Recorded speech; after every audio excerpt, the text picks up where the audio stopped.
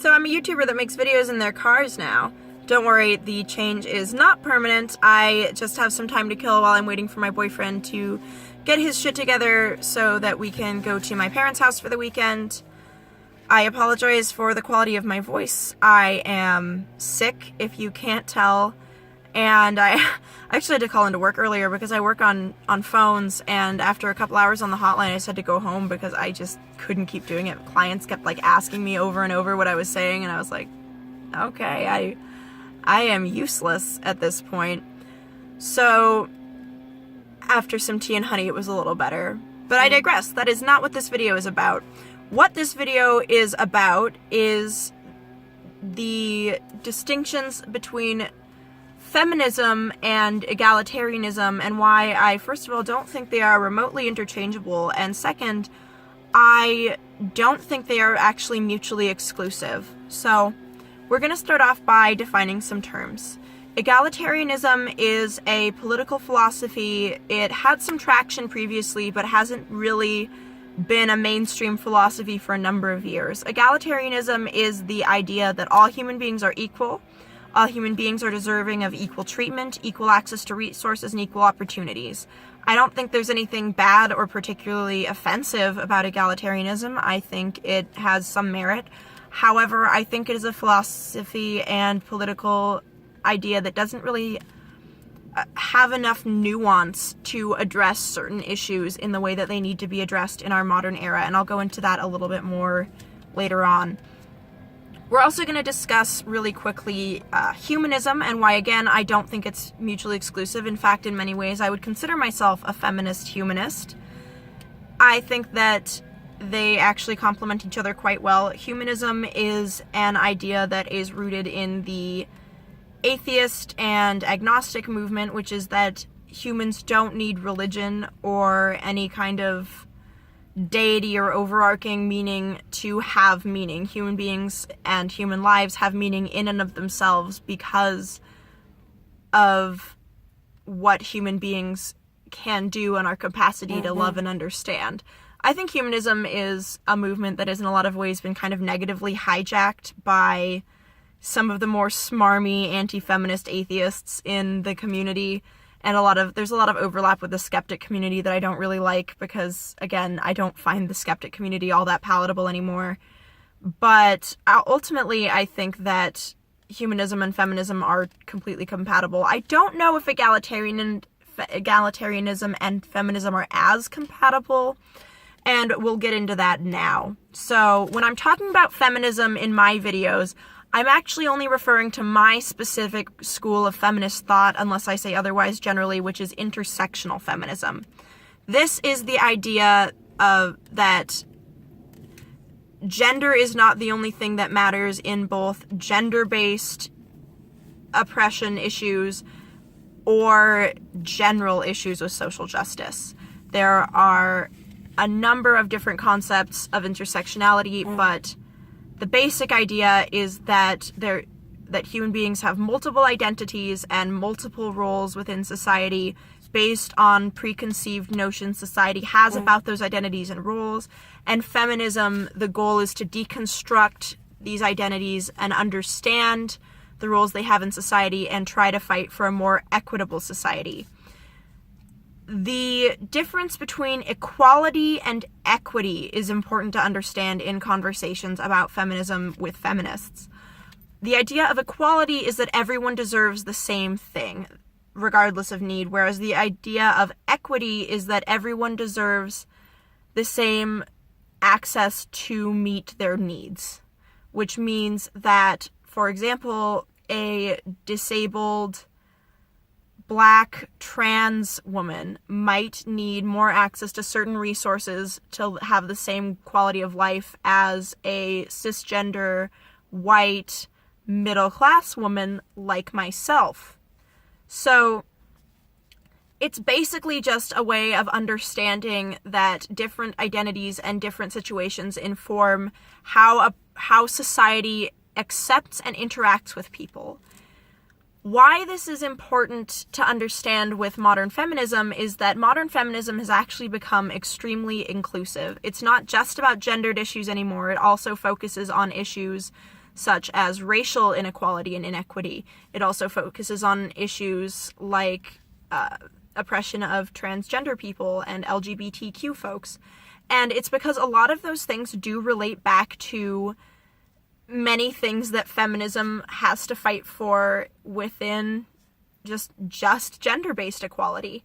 And I think that's really important to understand when you're having a conversation about feminism, is a lot of feminist arguments and a lot of feminist activism actually does include men. A lot of feminist activism does include male sexual assault victims. A lot of feminist body positivity does include male people who are not considered as conventionally attractive. There are all kinds of different movements within feminism that do include men, either implicitly or explicitly.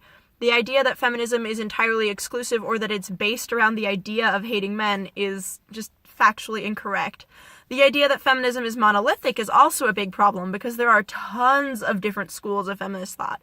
Intersectional feminism, I would say, is probably one of the most mainstream at this point, but you have trans-exclusionary radical feminists, just regular radical feminists, you have communist radical feminists, you have liberal feminists, you have progressive feminists, you have conservative feminists, you have regressive feminists, you have all kinds of feminists, you have sex-positive feminists, you have sex-negative feminists, you have sex worker exclusionary radical feminists, you have sex worker inclusive feminists. There are so many different schools of thought in feminism and so many feminists who disagree with each other that it's just such a flattened discussion in terms of what we're talking about here, especially because, again, egalitarianism isn't really a big or well-defined movement. It's kind of just a wishy-washy term people use to try and accuse feminists of being sexist against men. And let's be clear, I actually do still think the name feminism is both relevant and important. Because the reason feminism has a gendered prefix is because, first of all, it was based on gender-based equality for women because women were the most explicitly oppressed gender. However, I think that now, especially with the discussions within the feminist community about the level to which gender is a social construct and to which we generally all exist on a spectrum of masculine to feminine in certain ways. And again, this is not all feminists. This is just some mainstream feminist discussions. I think that it is important to understand that there's a lot of gender-based oppression and even non-gender-based oppression that is rooted on masculine domination of the feminine. And this doesn't only apply to women, it applies to non-binary folks who are either feminine presenting or feminine identifying. It also applies to men who have certain characteristics that are deemed as feminine and thus are oppressed for those characteristics, and usually by other men, but not always. Women can internalize this behavior and also be oppressive to other women and to men and to non-binary folks.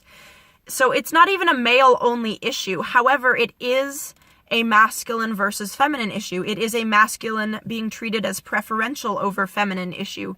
It is a masculine being seen as the default and feminine being seen as an inferior augmentation of some kind. There are a whole slew of social theories that are still prevalent within society now that constantly argue for the biological inferiority of women and the female sex. And there are a number of others that argue openly for the superiority of males and masculinity in general. And a lot of it you can even see in the way that feminists are derided as only talking about feelings when we're often talking about concrete, measurable concepts. I understand that part of the onus on how badly this discussion has gone is on feminists as well, because we do have and revel in call-out culture, and we do have a tendency to throw around a lot of jargon without really wanting to explain it. So I do try to explain my terms as clearly as I can in these videos so that you really do understand what I'm talking about here. For example, when we talk about toxic masculinity, it doesn't mean that all masculinity or masculine things are bad or toxic. It means that there is a breed of masculinity that is in many ways institutionalized, even if individual men don't always present it at all, that is harmful and that has certain toxic behaviors. These are things like men being shamed for crying or men being shamed for women's clothes. That's also toxic masculinity. I think that men should be free to wear whatever they want. If a man wants to wear a dress and he's not trans and he's just a man who likes dresses, let him wear a fucking dress. What's the harm? You know, the idea that the feminine is harmful is toxic masculinity. So I hope that I've clarified some things with this video. I guess some of you will assume this is just rambling nonsense, and I'm sure plenty of you will comment without watching the video at all. If you disagree with me and are not going to be an asshole about it, I would love to hear your perspective in the comments down below. If you agree, but you think that this video lacks nuance, or you would like to expand the discussion, I'd also love to see your perspective down below. Subscribe if you enjoy my content, drop a like if you liked this video, and that's all I have for you. I promise the next video I make will be indoors. Wiedersehen.